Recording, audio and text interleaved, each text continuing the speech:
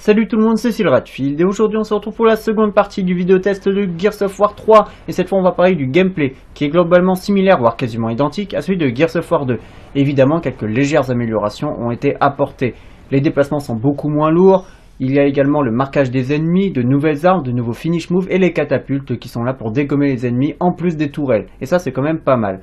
Ce qu'il faut dire en fait c'est que les améliorations de gameplay sont vraiment limite anecdotiques, elles sont pas très importantes et sincèrement moi j'avais râlé parce que je trouvais que les améliorations apportées dans Uncharted 3 étaient pas suffisantes et par rapport à ce Gears of War 3 faut dire ce qui est, les améliorations sont beaucoup plus présentes du côté Uncharted que du côté Gears. Mais faut dire ce qui est, j'avais plus d'attentes du côté Uncharted aussi. Uncharted a quand même beaucoup amélioré son gameplay d'épisode en épisode, il a voulu faire vraiment quelque chose de plus complet et apporter de nouvelles choses en fait, de nouvelles possibilités aux joueurs. Et du coup, mon niveau d'attente en termes de possibilités de gameplay, d'amélioration de gameplay pour Uncharted 3 était très élevé, alors que pour Gears of War 3, elle était quasiment nulle, tout simplement parce que Gears of War 2 a apporté très peu d'amélioration par rapport au premier opus. Donc partant de ce principe-là, les attentes que j'avais pour Gears of War 3 en termes d'amélioration de gameplay, elles étaient quasiment nulles. Donc du coup, j'ai pas été surpris négativement de ce point de vue-là. C'est pour ça que finalement, j'avais râlé pour Uncharted 3 parce que j'en attendais trop, une fois de plus. Alors que pour Gears of War 3, j'attendais que dalle. Donc j'ai eu que dalle, donc finalement, c'est dans l'ordre des choses.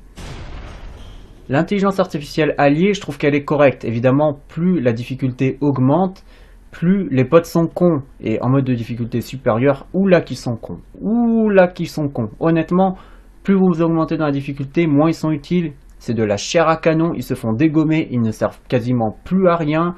Ils mettent 3 plombes à réagir lorsque vous êtes à terre. Honnêtement, si vous pouvez faire le jeu avec des potes au lieu de les faire avec l'IA en mode de difficulté supérieure, ne vous privez pas. En revanche, en facile ou en normal, leur IA est correcte, ils réagissent bien, ils vous soignent, ils sont pas trop cons, ça va.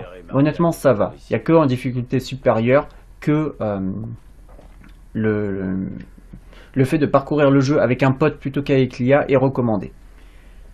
L'IA ennemie, elle, est assez moyenne, je trouve qu'elle est à la limite du correct en fait. Globalement, ils sont capables de faire de très très bonnes choses, de vous contourner, de vous prendre à revers, de vous achever lorsque vous êtes à terre, de vous déloger avec des grenades, ce genre de trucs. Mais, il y a beaucoup de ratés. Honnêtement, il y a beaucoup de ratés et je trouve que l'IA ennemie est correcte, mais pas plus. Elle est moyenne correcte, honnêtement. En termes de difficulté, je trouve que ce jeu est beaucoup plus simple que Gears of War 1 et 2. On retrouve la seconde chance, donc ça facilite déjà grandement le jeu. Mais surtout, j'ai l'impression que le mode de difficulté vétéran de Gears of War 3 est l'équivalent du mode de difficulté normal de Gears of War 1. Et du coup, Gears of War 1, en normal, honnêtement, il y a des séquences où j'avais galéré. Je me suis dit, c'est pas possible, je vais pas y arriver. Le général Ram, en normal, honnêtement, j'avais galéré. D'autres scènes aussi. Mais c'est vrai que là, pour ce Gears of War 3, j'ai pas eu de difficulté. Je vais même vous dire, lorsque j'ai fini ma première heure de jeu, je crois que je l'avais faite en vidéo d'ailleurs, j'étais en difficulté minimale, et après j'ai directement augmenté la difficulté pour la mettre en vétéran, parce que je me suis dit c'est pas possible, je peux pas jouer avec un jeu aussi simple. Là, honnêtement, il n'y a plus du tout de challenge. Alors je sais que je suis mauvais, mais faut peut-être pas pousser non plus. Voilà, c'est dommage, je trouve que Gears of War 3 est plus simple, il est plus facile. En plus de ça, vous pouvez jouer en coopération jusqu'à 4, alors forcément, à 4, ça rend les choses encore plus simples qu'à 2, soyons clairs. Techniquement, je trouve que le jeu est très beau. Sincèrement, il est dans le haut du panier de la génération PS360, les effets, les textures, tout est très beau, les visages aussi, les personnages, les décors, tout rend très bien. Je suis quand même un petit peu déçu, parce que, vous voyez, le jeu m'a été présenté non pas comme étant un très beau jeu, mais comme étant un jeu au moins du niveau de Uncharted 3. Et forcément, en tant que joueur, donc, je m'attendais à une technique au moins aussi développée que pour Uncharted 3, un niveau de détail aussi important. Et c'est vrai que la déception, je pense qu'elle vient de là. Parce que si on m'avait pas dit le jeu est aussi beau qu'Uncharted 3, j'aurais pas eu autant d'attentes à ce niveau-là. J'aurais attendu que le jeu soit très beau, juste ça. Et sincèrement, il est très beau, mais il n'est pas du niveau d'Uncharted 3. Donc c'est vrai que quand j'entends le jeu est du niveau d'Uncharted 3, je suis pas d'accord, pour être parfaitement honnête avec vous. Je pense qu'il y a quand même une différence entre les deux. Uncharted est légèrement supérieur, mais Gears of War 3 reste quand même très beau, il faut bien le dire. Bien évidemment, malgré la beauté technique du jeu, il y a quand même quelques ratés. Les textures baveuses, l'aliasing, des bugs de collision, des chutes de framerate pendant les temps de chargement. tout ça c'est des problèmes qui étaient déjà dans les opus précédents, donc j'aurais aimé qu'ils les règlent. Franchement, ça aurait même été normal qu'ils les règlent, et ils ne les ont pas réglés, c'est sincèrement assez dommage. En termes de contenu, j'ai fini la campagne solo en 9 heures, mais c'est pas 9 heures à la Gears of War 2, c'est-à-dire c'est pas 9 heures du pam pam boum boum pendant 9 heures et t'en peux plus à la fin parce que t'es épuisé, parce que t'as dégommé 1 milliard d'ennemis. C'est 9 heures entre guillemets inégales en termes de rythme. Je veux dire, il y a des moments très posés et des moments très soutenus et d'autres moments très posés et d'autres moments très soutenus. Ce qui fait que ça donne un côté W un petit peu au rythme. Il est parfois extrêmement soutenu et d'autres fois pas du tout. Et du coup, je pense que ça le différencie grandement de Gears of War 2. Et c'est vrai que je sais que le peu de personnes avec qui j'ai parlé de Gears of War 3, ben, ils n'ont pas aimé ce rythme-là. Ils n'ont pas du tout aimé le fait que ça soit un jeu qui soit davantage centré sur le calme plutôt que sur l'ambiance ou l'action. Et bizarrement, moi c'est ce que j'ai préféré. C'est pour ça que je préfère ce Gears of War 3 à Gears of War 1 et 2. Parce que je trouve qu'il est davantage plus calme, plus posé. Et ça va avec le jeu, ça va avec son ambiance globale. Et même avec ce que les développeurs ont voulu faire, ça va avec la conclusion en elle-même. Et du coup, je suis rentré dans le délire. Et vu que je suis rentré dans le délire, honnêtement, ben, moi ça m'a pas dérangé, loin de là. C'est même mon préféré des trois. Mais je comprendrais que ça n'est pas plu à certains. Je sais même que ça n'a pas plu à beaucoup de monde. Mais moi ça ne m'a pas dérangé, loin de là. Évidemment, il y a toujours des items à ramasser, donc ça c'est plutôt une bonne chose pour celles et ceux qui, comme moi, collectionnent les items dans les jeux et qui fouillent partout. Mais en plus de la campagne solo, donc que j'ai fini en 9 heures, je me répète, mais c'était l'histoire de préciser une dernière fois au cas où, il y a un mode multi et un mode horde. Alors le mode multi, j'ai fait quelques parties, il est bien, il est sympa, il est agréable, mais honnêtement, c'est pas mon truc. Voilà, c'est pas trop mon truc. Les modes multi en règle générale, c'est pas mon truc, mais là, je suis pas fan. Je reconnais qu'il est de qualité, mais je suis pas fan. Par contre, le mode horde, putain, il est génial. Mais il est vraiment génial. Je me suis éclaté sur ce mode de jeu. Il est plus complet que celui de Gears of War 2. Il est excellent. Il y a plus de cartes avec un level design encore mieux pensé. C'est extrêmement dynamique. Genre, vous avez la possibilité de renforcer votre forteresse en tuant des ennemis, en gagnant de l'argent. Vous pouvez acheter du barbelé qui peut être amélioré pour devenir un laser électrifié. Vous pouvez avoir une sorte de mecha. Vous pouvez... Bref, c'est n'importe quoi. Vous avez plein de trucs. C'est génial. Vous pouvez jouer avec des potes. Vous pouvez dégommer. Faut vaincre 50 hordes. Toutes les 10 hordes, honnêtement... Il y a un boss et parfois c'est super dur. Le Berserker Lambent, moi perso, il m'a fumé je ne sais pas combien de fois.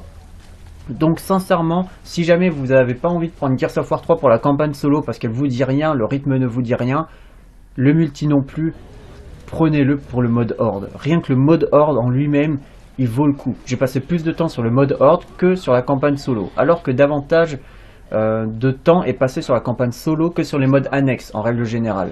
Donc voilà, je pense que ça veut tout dire.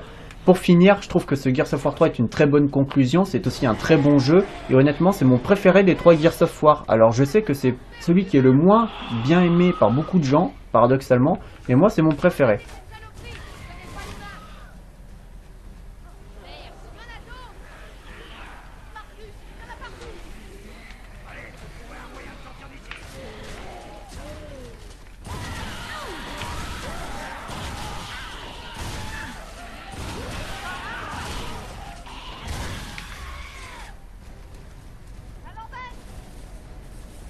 Donc voilà pour ce qui est de Gears of War 3. Maintenant il est temps de se tourner vers l'avenir parce que Gears of War 4 est annoncé, on a même quelques petites informations et 2 trailers dessus. Donc il est temps de parler un petit peu de Gears of War 4 et de mon niveau d'attente pour Gears of War 4. Alors, pour être parfaitement honnête avec vous, mon niveau d'attente n'est pas le même que pour Uncharted 4, mais c'est complètement normal. Là, à l'heure qu'il est, le jour qu'il est, on est samedi, Uncharted 4 sort mardi, donc vous voyez, il n'y a pas beaucoup d'écart entre le moment où je fais cette vidéo et le moment où Uncharted 4 sort. Donc c'est logique qu'en termes de promotion, le jeu a été un petit peu plus mis en avant. C'est logique, il sort bientôt. Donc ça va dans l'ordre des choses. Gears of War 4, lui, il sort au mois d'octobre, il sort dans 6 mois quasiment. Donc du coup, ben, c'est clair qu'en termes de promotion, ça peut pas être la même chose. On peut pas avoir une promotion similaire pour un jeu qui sort dans 4 jours que dans un jeu qui sort dans 6 mois. Et heureusement d'ailleurs, parce que sinon ça voudrait dire que beaucoup de choses ont été dévoilées sur Gears of War 4, ça serait peut-être pas rassurant non plus.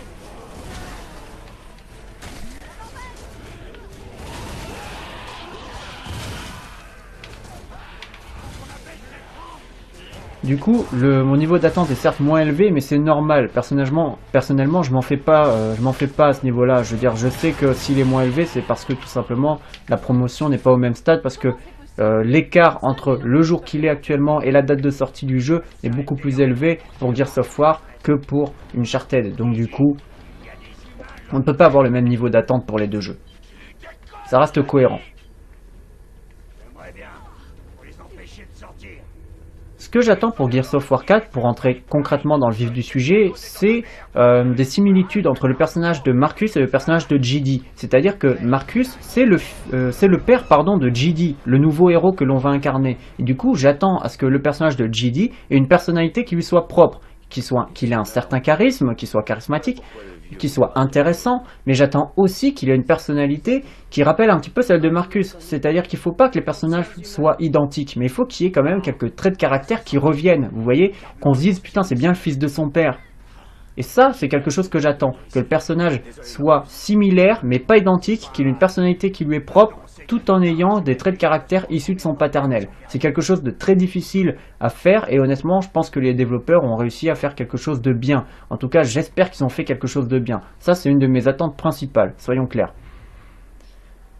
En parlant de Marcus, j'attends de savoir ce qu'il a vécu après Gears of War 3. J'attends de voir quel mode de vie il a eu, comment il a changé de vie, la relation qu'il entretient avec son fils, qui est sa femme, parce que d'après le trailer, on pourrait penser que c'est Anya, vu que c'est une blonde et qu'elle a plutôt une bonne tête, on pourrait penser que c'est Anya, mais on la reconnaît pas. Honnêtement, je ne l'ai pas reconnue du tout dans le trailer. Donc du coup, je m'avancerai pas trop en disant que c'est Anya, la mère de JD, mais je pense que c'est elle, sincèrement. J'attends aussi que les personnages secondaires soient travaillés. S'il y a des personnages secondaires comme Dominique, donc des personnages qui sont très attachants et qui sont très charismatiques, honnêtement, ça va être quand même une bonne chose. Parce que Dom, c'est un personnage qui fait partie de Gears of War. Quand on pense à Gears of War, on ne pense pas seulement au Locust, on pense aussi à Marcus et à Dom. Et c'est vrai que si pour Gears of War 4, on pouvait avoir des personnages aussi attachants et aussi charismatiques que Marcus et Dom, ça serait génial. Sincèrement, ça serait génial. Mes attentes sont très élevées à ce niveau-là. J'attends évidemment d'avoir un mélange d'action avec autre chose. Donc je pense que là, Gears of War 4 va davantage mettre l'accent sur les moments de tension. Je pense que c'est quelque chose qui va être davantage présent pour ce quatrième opus. Et finalement, ça va faire deux trilogies. Je veux dire, le premier Gears of War avait des moments de tension. Le quatrième Gears of War, début d'une nouvelle trilogie, d'un nouvel acte, a des moments de tension. Ça serait logique, ça serait cohérent. Et je pense vraiment que c'est ce que vont faire les développeurs. Et j'en attends aussi beaucoup à ce niveau-là. Le mélange action bourrine, mais avec beaucoup d'humour, ce côté décomplexé qui lui va très bien et qui fait que la saga est beaucoup appréciée et que je l'aime beaucoup notamment. J'attends toujours une VF qui soit dans la continuité de ce qui a été fait, donc qui va avec l'ambiance bourrine décomplexée de Gears of War. J'attends des améliorations de gameplay et des nouveautés de gameplay beaucoup plus importantes que pour ce Gears of War, parce que si je trouve que ça passe, difficilement, mais ça passe pour ce Gears of War 3, le manque d'amélioration, ça passera pas pour Gears of War 4, parce que sincèrement, nouvelle trilogie, nouvel acte, donc là il faut vraiment différencier les personnages, il faut vraiment apporter des améliorations de gameplay qui soient propres à JD alors que Marcus ne les avait pas. C'est un nouveau personnage, on peut améliorer le gameplay et le personnage de ce point de vue là. Donc ça serait vraiment une bonne chose. Je tiens à préciser avant de finir la vidéo que j'ai eu un accès à la bêta de Gears of War. J'ai hésité à vous faire une vidéo dessus, mais je m'y suis pris extrêmement tard. Je l'ai eu très tard en fait, parce que je savais pas qu'elle était disponible. Du coup, je me suis dit, soit je fais une vidéo, mais du coup je peux pas y jouer de mon côté, soit j'y joue de mon côté, mais j'aurai pas le temps de leur faire une vidéo. Ou sinon il faut que je fasse les deux en même temps. Mais je pourrais pas profiter, parce que je serai en vidéo. Du coup il faudra que je fasse attention, est-ce que la capture va pas planter, ce genre de conneries. Donc j'ai préféré ne pas vous faire de vidéo et me concentrer sur mon ressenti par rapport à la bêta. Et honnêtement en termes de gameplay c'est beaucoup plus fluide, c'est 60 fps. C'est beaucoup plus dynamique, c'est beaucoup plus agréable, il y a des améliorations de gameplay qui sont déjà présentes, le poignard, il y a de nouvelles armes, on peut tirer un ennemi par-dessus une couverture, donc ça c'est très bien aussi. J'attends encore des améliorations de gameplay, mais honnêtement, mes impressions sur la bêta de Gears of War 4 sont plutôt positives parce que, comme je vous dis, j'ai trouvé les modes multi de Gears of War 1 et 3 et j'ai pas joué à celui du 2 sympa mais sans plus. Je veux dire, j'ai fait 2-3 parties et j'ai arrêté. Mais Gears of War 4, j'y ai joué pendant 3-4 heures d'affilée et honnêtement, j'ai kiffé. J'ai kiffé la bêta de Gears of War 4. En plus de ça, j'étais assez bon, j'étais quasiment tout le temps premier. Donc je sais pas si c'est normal ou quoi, mais honnêtement, sincèrement, mes impressions sur la bêta de Gears of War 4 sont plutôt positives. L'un des rares points sur lesquels je suis mitigé, c'est la technique. Il faut dire ce qui est techniquement. Je trouve que Gears of War 1, 2 et 3 sur 360 et Gears of War 1 sur One est plus beau que Gears of War 4, ou en tout cas sa bêta. Alors le jeu sort pas tout de suite, ça peut être amélioré, ça peut être arrangé, donc on va pas tirer sur l'ambulance ni rien, ça sert à rien. Mais sincèrement, je m'attendais vraiment à une claque technique et je ne l'ai pas. Donc de ce point de vue-là, je suis quand même un petit peu déçu. Voilà pour ce qui est de mes attentes sur Gears of War 4 et de mon avis sur Gears of War 3. Comme vous voyez, j'ai aimé Gears of War 3, je l'ai adoré, c'est mon préféré des trois. Gears of War 4, j'ai des attentes élevées, même si évidemment il n'y a pas la hype qu'il y a pour Uncharted, mais ça c'est normal comme je vous l'ai dit. Je vous remercie d'avoir regardé cette vidéo, j'espère qu'elle vous a plu, portez-vous bien, jouez à Gears of War, attendez Gears of War 4, j'espère qu'il y aura une bêta ouverte et qu'on pourra jouer ensemble, et ça va être cool. Je vous remercie d'avoir regardé cette vidéo, à la prochaine.